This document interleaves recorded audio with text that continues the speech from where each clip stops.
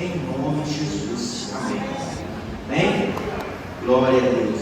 É estudo, nós começamos a estudar o livro de Mateus, no capítulo 24, para quem não veio aí na semana passada, e nós paramos aqui no versículo, foi no versículo 12, eu acho, 12 ou 13. Vamos recapitular um pouquinho aqui, amém? E é importante você entender, irmãos, por que nós decidimos ministrar nesta noite, nesses dias, sobre o Evangelho de Mateus, capítulo 24. Porque que é a base onde vai nos ensinar, onde o próprio Senhor Jesus vai nos ensinar sobre o fim dos tempos. O que vai acontecer, como nós vamos identificar o fim dos tempos. Então nós falamos já uma boa parte.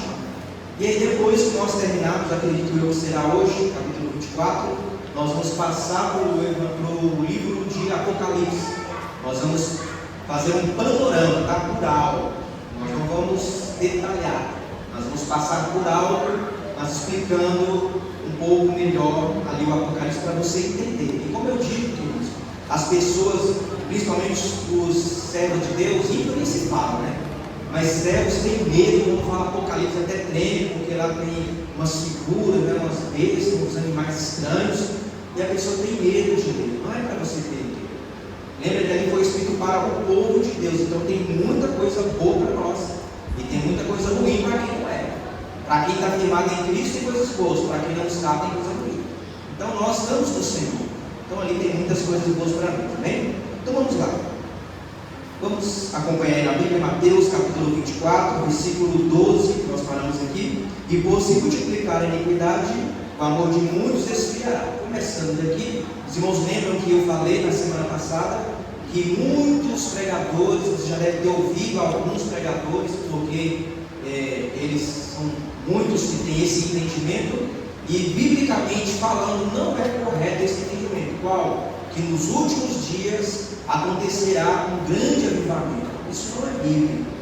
Não acontecerá avivamento nos últimos dias. Quando estiverem bem próximos do Senhor voltar, não haverá avivamento. Pelo contrário, o amor de muitos esfriará, ou seja, a apostasia. As pessoas vão deixar de congregar, vão deixar de cultuar, porque a Bíblia já diz, né, o esfriamento, a iniquidade, o pecado aumenta, consequentemente a iniquidade, e então as pessoas esfriam na fé e não querem mais buscar com muitas doutrinas. Jesus falou que viriam falsos mestres.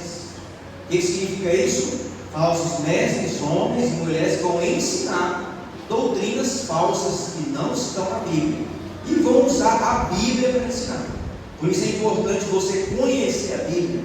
Por isso que a Bíblia diz: sigamos e prossigamos em quê? Em conhecer ao Senhor. Não é? A Bíblia vai dizer isso. Então nós temos que constantemente estarmos conhecendo a palavra de Deus. E aqui no versículo 13 vai dizer para nós: mas aquele que perseverar até o fim será salvo. O Senhor está falando. Aquele que perseverar. Irmão, se você está falando aquele que perseverar, a ideia bem clara que nós temos é o quê? É uma ideia que vai ser tempos difíceis mesmo. Aí nós olhamos o nosso cenário, irmãos, é um cenário que não está fácil. Estou falando sobre questões teológicas, estou falando sobre a doutrina do Senhor. Quando você abre aí as redes sociais e você assiste algumas coisas, você vê tanto besteirol, e tanta gente que coloca aquilo como uma verdade. São falsos mestres. Eu expliquei para vocês aqui na semana passada. Tem que tomar cuidado com o que você ouve na internet. Tem coisa boa? Tem coisa boa, mas a maioria esmagadora é coisa ruim.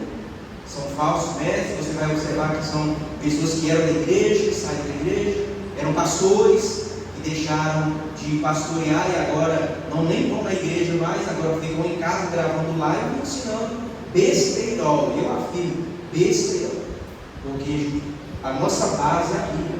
Se eu falar alguma coisa que você acha que é um besteirol, olha na Bíblia.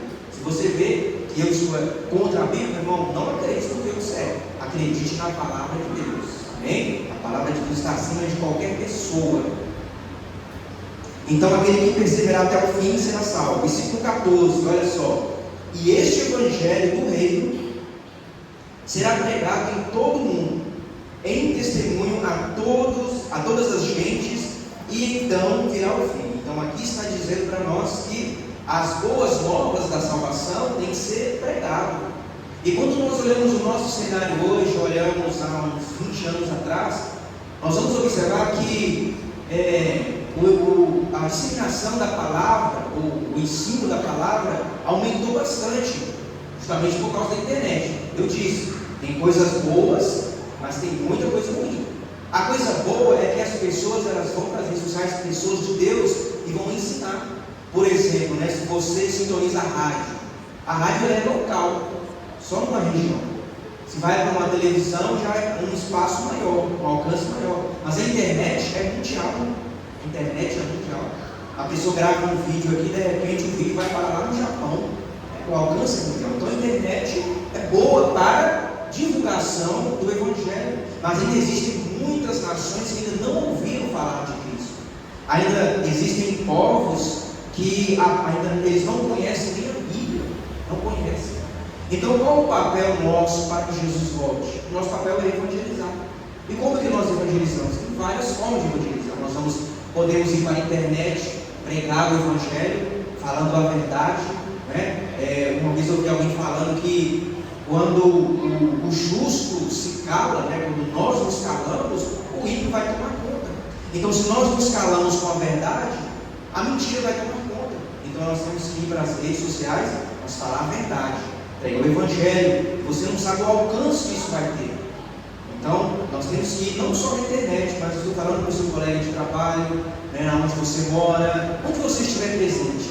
E aqui quem veio na escola bíblica dominical, o irmão Brandão deu aí uma estratégia maravilhosa de evangelismo, né, que eu tenho usado também. É simplesmente alguém, é normal uma pessoa pergunta para você, como que você está? Eu estou bem. Ele responde assim, melhor do que mereço. Faz um teste para você ver. Quando você responde que está melhor do que merece, a pessoa pensa e vai te perguntar por quê? Como é isso? Não entendi. Abre uma porta e você entra com o Evangelho. É melhor porque eu sou pecador e Jesus me salvou. Pronto, você já evangelizou. Amém? Então, para que Jesus volte, o Evangelho tem que ser pregado em todo mundo. E nós estamos vendo que o Evangelho está sendo pregado em muitos lugares. Tem lugares que ainda não chegou, mas tem pessoas, tem homens e mulheres que estão chegando. E nós podemos ir evangelizando, nós podemos ir com os nossos joelhos no chão também. Quando você vai orar, ore pelos missionários, ore para Deus levantar pessoas que vão ali aos campos, porque nem todo mundo, irmãos, tem condições de ir para o campo. Nem todo mundo.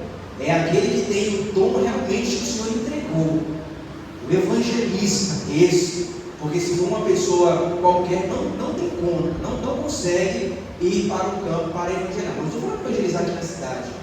Estou falando de você ir em tribos indígenas, em povos que tem pouca socialização, e você chega com uma pessoa diferente e ela pode morrer, pode perder a vida. Tem que estar dentro dos costumes, tem que comer a comida que eles oferecem. Então, ou seja, não é qualquer pessoa. Então, já que você não pode, mas você pode evangelizar através do seu joelho no chão, através da contribuição missionária também. Enviando dinheiro para os missionários que eles precisam. E aí também o Evangelho está sendo pregado. Então, aí depois que for pregado, aí sim virá o fim. Então nós estamos vendo que está caminhando para isso, né? Caminha para o fim. Vamos para o próximo aí. A Bíblia vai dizer agora no capítulo 15 ao versículo 20, é um compêndio aí de 5 versículos. E aqui no texto ele vai dizer assim para nós: o sermão continua, a grande tribulação. Lembra quem veio na semana passada que eu falei com vocês que tudo isso começou quando eles saíram do templo, Jesus e seus discípulos. Os discípulos mostraram para Jesus o templo, que era muito maravilhoso. Eu mostrei aqui para vocês algumas fotos, né? Claro que era por uma inteligência artificial. Mostrei para vocês que era muito suntuoso aquele templo. E Jesus falou: assim vai cair tudo. Eles perguntaram para Jesus: mas como é isso? Quando vai acontecer? Eles fizeram 3 perguntas para Jesus, mas na verdade sobre 2 assuntos. A primeira pergunta é: quando isso vai acontecer? Era sobre o templo. Quando que o templo seria destruído?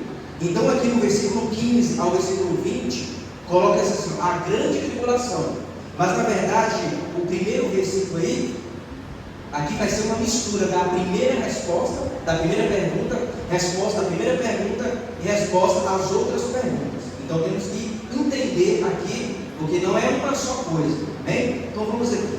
Versículo 15: Diz assim, quando, pois, vides que a abominação da desolação de que falou o profeta Daniel está no lugar santo, quem lê entende. Quando fala isso aqui, a minha tradução está assim, não sei como está a sua tradução, talvez está o abominável, alguma coisa desse tipo aí. Aqui está falando, irmãos, justamente do anticristo, que no grego aqui é anomos, que quer dizer sem lei, ou seja, o homem sem lei. Então aqui Jesus está respondendo numa das perguntas. Aqui não é sobre o templo, esse primeiro versículo. O primeiro versículo não é sobre o templo, mas é justamente sobre a grande tribulação. Então vai se levantar alguém que vai ser denominado de o anticristo. Ele vai se levantar, anticristo, ou seja, que é contra Cristo. Vai se levantar. Dizem alguns estudiosos que, na verdade, a Bíblia diz que o espírito do anticristo ele já atua. Nós temos que entender o que significa isso. O que significa o espírito do anticristo? Significa que alguém que é o anticristo aí morre e depois volta de novo? Não, não é isso. Quer dizer, o espírito, qual é o espírito do anticristo? Ele é anticristo, ou seja, Satanás. Então, ou seja, esse espírito já atua.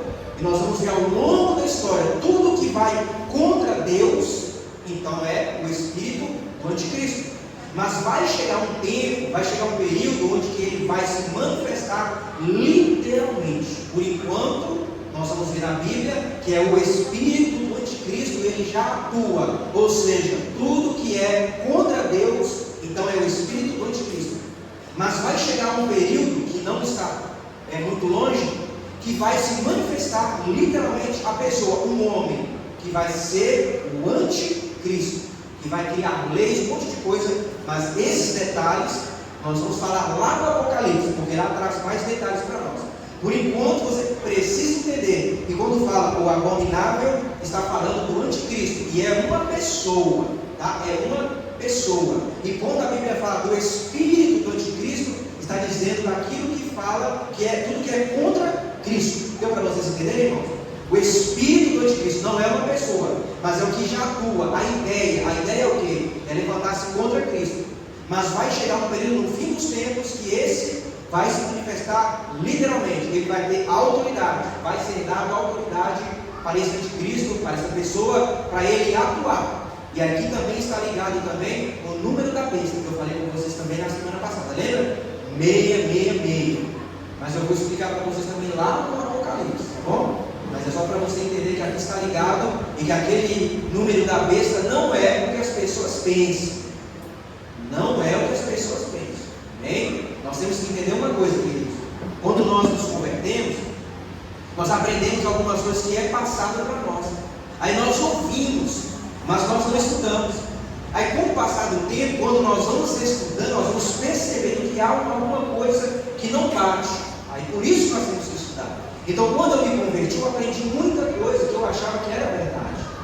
E depois eu entendi que não era verdade. Alguém que trouxe o ensino, entendeu errado e foi passando aquele negócio. Você ouve e passa. Ouve e passa. Nós não podemos fazer isso. Nós temos que ouvir, estudar e passar.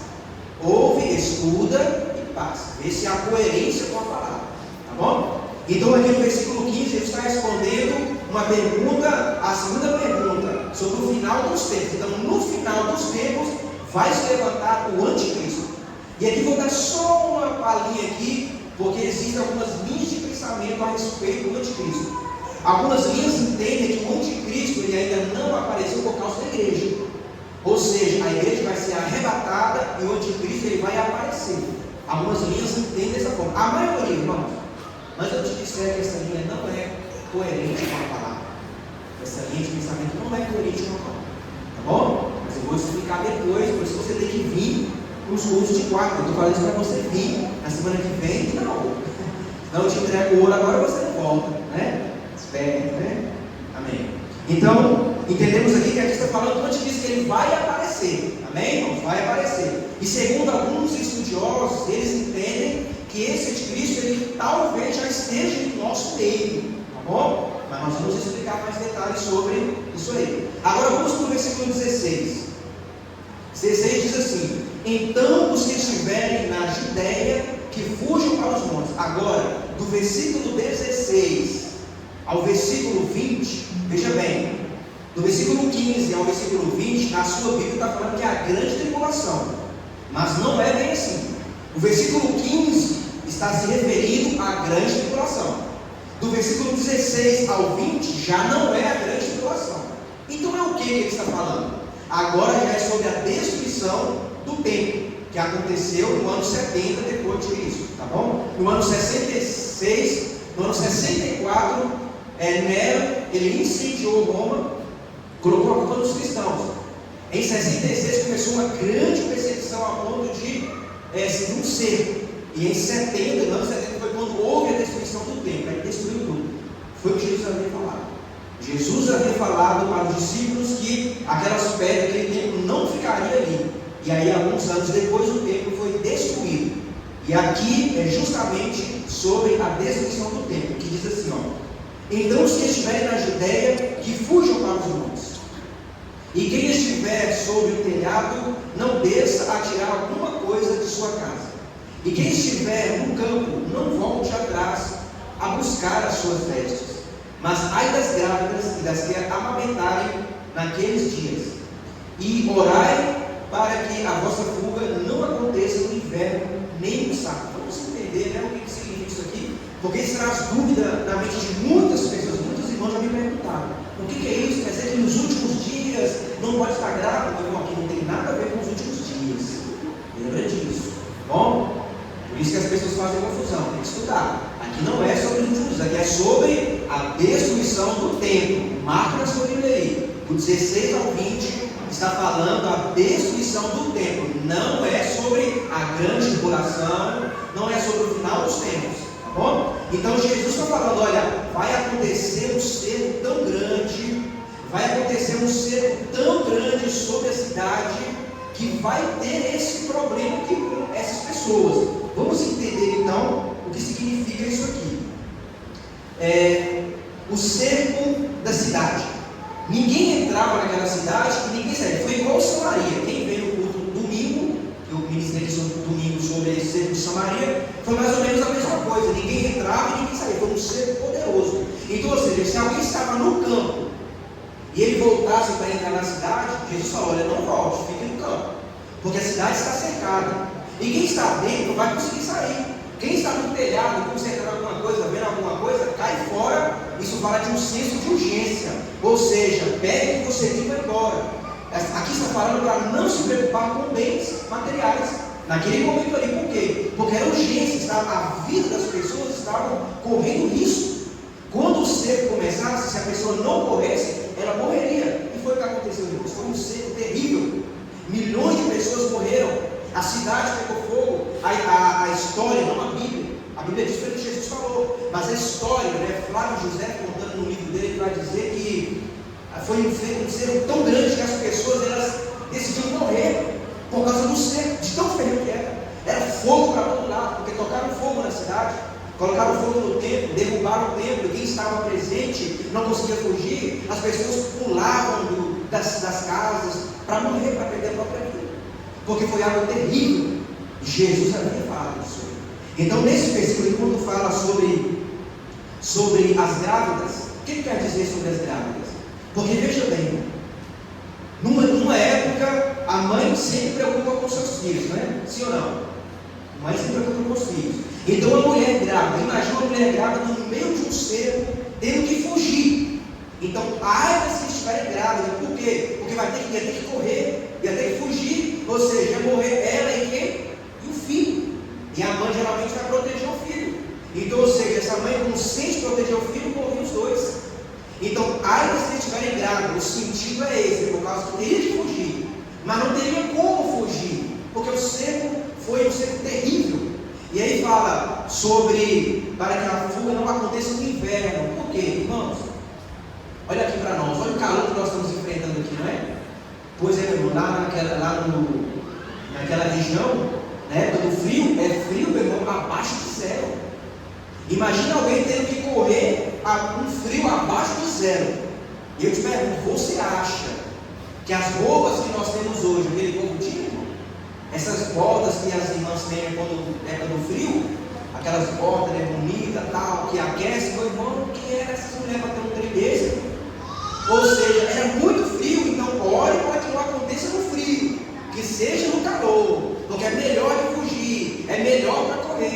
porque no inverno, o frio era muito frio, então não tinha como fugir. Jesus está falando mais uma vez, o senso de urgência para fugir, porque o cerco não foi de uma vez, o cerco veio acontecendo. Então, ou seja, quem lesse e entendesse, caía fora. Ó, Jesus havia falado isso muitos anos antes, alguns anos antes, vamos sair fora. É o cerco, a destruição. Jesus não falou quando seria, mas ele falou que aconteceria. Nós vamos ler aqui também outro versículo que vai falar um pouco sobre o que Jesus vai dizer aqui.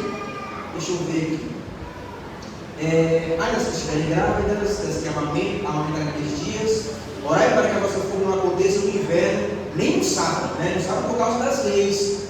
Então, para que não acontecesse no sábado e nem no inverno. Irmãos, vocês entenderam essa parte aqui? Porque a maioria das pessoas atribui esse texto aqui à grande tribulação. E não é a grande tribulação, tá bom? Não é a volta de Cristo. Era essa parte aqui, do capítulo 24, já aconteceu. O cerco de Jerusalém e a destruição do templo. Já aconteceu. Amém? Amém, irmãos? Amém. Glória a Deus. Então, tudo isso fala da dificuldade de fugir, né? Então Jesus fala assim, vai ser muito complicado, então vai ser difícil de fugir. Então ore para que aconteça assim, para que vocês consigam fugir. E quem ficou, meu irmão, morreu. E foi feio ali aquela guerra. Vamos continuar aqui então. Versículo 21. 21 diz assim, porque haverá então grande aflição. Agora já não é mais sobre o templo. Já não é mais sobre a destruição do templo. Agora sim é sobre a grande tribulação. Tá bom? Então, se você quiser anotar na sua Bíblia, porque é importante, porque olha só, a Bíblia ela junta tudo como grande tribulação, mas não é. Uma parte é a destruição do templo, e agora Jesus está respondendo sobre o fim dos tempos. Então diz, porque haverá então grande aflição, como nunca houve desde o princípio do mundo até agora, nem tão pouco haverá. Olha só, irmãos, grande aflição. Então haverá uma grande tribulação, é uma aflição acima do normal. E nós já estamos vendo que já está acontecendo isso, né? Economicamente, nós vamos ver perseguição do âmbito religioso também. Nós vamos ver o anticristo já atuando, o espírito do anticristo atuando através dos ensinos, e tem afastado pessoas da igreja, e tem feito pessoas que eram da igreja saírem da igreja e ficarem com raiva de quem é da igreja. Lembra que nós falamos isso na semana passada? Sobre a apostasia? A pessoa sai da igreja, ainda sai falando mal da igreja, e sai com raiva da igreja, com raiva dos irmãos, não quer nem saber da igreja. E ele monta o grupinho dela, vai para a rede social, aquela confusão toda. Nós estamos vendo isso a olhos nus. Isso já é o espírito do anticristo, até que ele se materialize, venha literalmente, tá bom? Por isso temos que tomar muito cuidado. Então, o que é essa grande tribulação? É uma grande aflição, vai ser perseguição da igreja. Lá no Apocalipse fala mais detalhes sobre isso, vai ser uma perseguição ferrenha sobre a igreja. E nós já estamos vendo isso um pouco. Por exemplo, se você, um servo de Deus, se posicionar contra determinado assunto, pronto, acabou, meu irmão. Você sai do hall de membro, do hall de grupos dos seus amigos, você talvez é isolado do grupo de WhatsApp, talvez você perde seguidores porque você falou algo que é contra o que a sociedade diz, mas é a favor da Bíblia. Isso é um tipo de perseguição que já está acontecendo, e muitos cristãos, tomam cuidado, irmão, têm se posicionado a favor do mundo. Não, é assim mesmo, não sei o quê. Não é assim. É a Bíblia que diz. A Bíblia é contra, então pronto, nós somos a favor da Bíblia. Você pode perder amigos, você pode perder amizade, você pode perder seguidores, pode perder tudo, mas não perca a presença de Deus. Não deixe a marca do anticristo tomar conta de você. Marca do anticristo, marca isso, ó, 666. Isso já é a marca do anticristo. Esta é uma ideia, um conceito que as pessoas estão entrando achando que é normal. Não é normal. Normal é a palavra de Deus. Nós seguimos a palavra, vivemos a palavra e lutamos a favor da palavra. E se aí o mundo vier contra, nós somos a favor da palavra. Contra o mundo, é a favor da palavra. E hoje tem invertido. A maioria não, mas muitos cristãos têm ido a favor do mundo, mesmo que vai contra a Bíblia. Inclusive, instituições, eu digo instituições porque são instituições que se dizem cristãs, dizem que são igrejas, e já são a favor de reformular a Bíblia. Como assim reformular a Bíblia? E saiba você que já existe um grupo aí que já estão escrevendo a Bíblia nova. Esta Bíblia que nós temos hoje, daqui a algum tempo ela não vai existir mais, vai ser uma Bíblia nova, que vai tirar textos que fazem menção contra o homossexualismo e muitas outras coisas, vão tirar, porque não pode. Ou seja, já é o espírito do anticristo. Abra seus olhos, irmão. O anticristo está próximo aí. Vamos lá. Versículo 22. E se aqueles dias não fossem abreviados, nenhuma carne se salvaria, mas por causa dos escolhidos serão abreviados aqueles dias. Olha só que coisa interessante. Por causa dos escolhidos, ou seja, por nossa causa, aqueles dias serão abreviados. O que significa isso? Isso aqui está muito claro. Tem gente que diz que a igreja não passará pela grande tribulação. O que acontece? Jesus vem, leva a igreja, o anticristo aparece, o mundo passa pela grande tribulação, depois Cristo vem de novo e leva outra parte da igreja. Esse ensino não é bíblico. Aqui está dizendo que nós passaremos pela grande tribulação. Olha só, por causa dos escolhidos, é que os dias serão abreviados. Se serão abreviados, a igreja vai passar. Então é bíblico, a igreja passará pelo período da grande tribulação. Vai ser todo o período? Bom, nós vamos aprender lá no Apocalipse. Bom, vamos lá, versículo 23.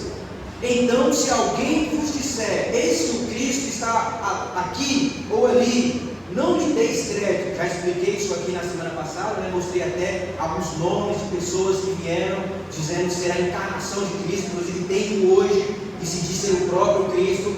Ele, ali na região da Rússia, tem um número de pessoas que seguem esse homem que diz que é o Cristo, né? Diz que é Cristo. 24.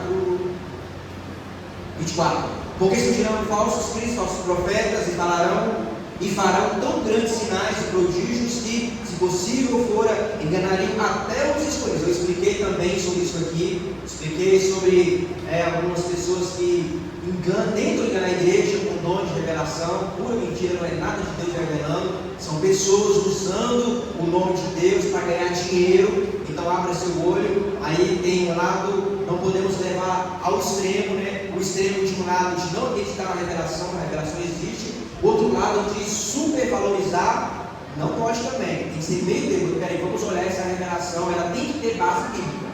Toda revelação, ela tem que ser medida pela Bíblia.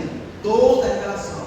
Se algum profeta entrega alguma coisa, alguma revelação, alguma profecia, e não tem na Bíblia alguma coisa falando, ou é contra o ensino bíblico, meu irmão, essa profecia não tem nada de Deus aí, isso é de demônio da pessoa. Então nós temos que tomar cuidado com isso aí também. Nós já explicamos, então Jesus fala, e nós temos visto isso crescendo muito, o número de pessoas dizendo que é Cristo, pessoas, falsos ensinos, até mesmo sinais, pessoas fazem até sinais, e dizendo que é Cristo operando, que é o nome de Deus, não é? Igrejas que são lotadas por causa dessas coisas. Não é que Deus não faça, Deus faz. Eu já expliquei para vocês, ali na cidade, nós vimos coisas extraordinárias que Deus fazendo. Pessoa que entrou ali paralítico, saiu curado, saiu andando com as próprias pernas. Deus faz, mas é Deus que opera. Agora tem vezes que é o homem que vai comprar, vai fingir que é. Nós temos que tomar cuidado com isso aí. Versículo 25 agora. Eis que eu vos tenho predito, olha só, Jesus já estava ensinando. E o 26, portanto, se vos disserem, eis que ele está no deserto, não saiais, ou eis que ele está no interior da casa, não acrediteis, irmão, não acrediteis, a Bíblia está falando. Ou seja, correr atrás de profeta. Nossa, tem um profeta ali que revela até a identidade.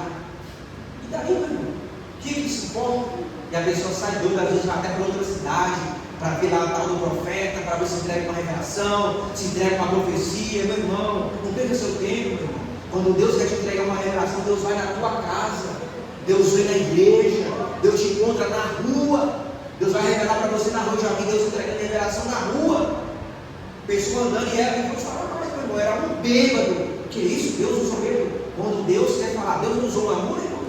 Deus usou uma mula para falar com um profeta, com um homem. Deus não usa um bêbado para falar com alguém, Deus usa o que Ele quiser. Não quer dizer que o bêbado vai para o céu, não quer dizer que ele tem intimidade com Deus. Deus simplesmente usou, vai lá e fala, falou, pronto, acabou. Só isso. E a pessoa fica mais intrigada, então, mas como é que o bêbado sabe a minha vida? Não era demônio não, porque a revelação foi de Deus, mandando ele para a igreja. Demônio não manda para a igreja, né, irmão? Demônio manda essa igreja, sai daquela igreja, porque Deus não está lá. Mas falou para voltar para a igreja, voltar com o primeiro amor. Deus sabe, então temos que tomar cuidado. Vamos aí para o versículo 27, nós vamos falando aqui. Diz assim, ó: porque assim, agora olha só que interessante, porque assim como o relâmpago sai do Oriente e se mostra até o Ocidente, do Oriente se mostra até o Ocidente, assim será também a vinda do Filho do Homem. Olha que coisa interessante. Aqui está falando um relâmpago, né? É um clarão no céu. Aquele clarão que nós só vimos o clarão, sumiu. Assim será a vinda do Filho do Homem. E assim também Paulo vai descrever lá em 1 Tessalonicenses. Pedro também vai falar um pouco sobre isso aí. Assim será a vinda do Senhor. Aqui no texto é que nós vamos entender, meu irmão, quando Jesus vier. Não, vou falar agora não, vou falar mais na frente. Mas agora só temos que entender aqui o seguinte: vai ser rápido, vai ser urgente, não vai ter aviso. Olha, Jesus vai chegar hoje, hein? Vai chegar daqui a pouco, não. Ele já deu sinais para nós. Examinamos a Bíblia, identificamos os sinais, ele está próximo. E olha outra notícia interessante aqui, ó. Versículo 28 agora, né? Pois onde estiver o cadáver, aí se agitarão as águas. Aqui também falando, né? Falando de uma verdade. Então, quando nós vimos essas coisas acontecendo, é um sinal claro que ele está próximo. Muito próximo, irmãos. Nós temos visto, eu mostrei aqui para vocês um gráfico dos terremotos. Você vê na quantidade de terremotos que aumentou neste século, para o século passado e para os séculos anteriores, é enorme. A quantidade de doenças também, ou seja, estamos caminhando a passos largos para o fim. E agora, vamos agora continuar no versículo 29 agora. Do 29 ao 31, vai falar sobre, agora sim, a volta de Cristo. Eu vou ler versículo por versículo. Diz assim: e logo depois da aflição daqueles dias, olha só, outra informação importante, você percebe, irmão? Por isso que você não pode estudar a Bíblia lendo só o versículo, você tem que estudar a Bíblia no todo. Esse versículo aqui, ele vai juntar-se ao versículo anterior, que fala sobre a grande tribulação. Olha só, e logo depois da aflição, daqueles dias, está falando da grande tribulação, ou seja, a igreja vai passar pela grande tribulação, o sol escurecerá. Olha só, aqui já é literalmente a vinda do Senhor. O sol se escurecerá, e a lua dará a sua luz, e as estrelas cairão do céu, e as potências do céu serão abaladas. Então aqui acontecerão coisas